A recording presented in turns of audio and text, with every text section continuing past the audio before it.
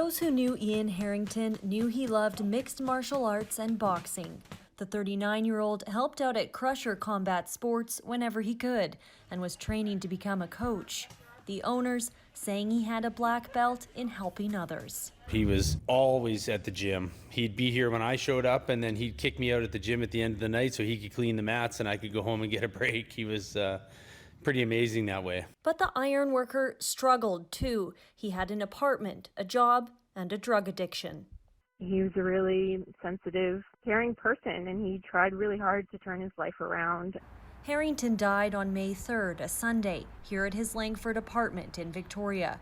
His sister says she used to go for walks with her brother Sunday nights, but that night he didn't respond to her messages. She says the coroner told her he overdosed with cocaine and fentanyl in his system. The pandemic hitting and the social isolation that was imposed because of it, it had a really big effect on my brother.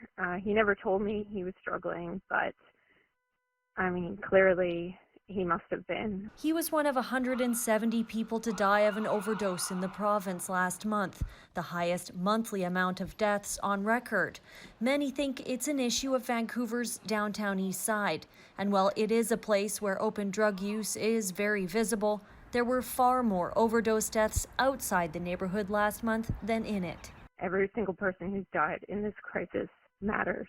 It's not something that's only touching a certain type of person. I mean, this is touching a lot of families. Ian Harrington's sister wants drugs decriminalized so that people like her brother can get help and a regulated, safe supply of drugs.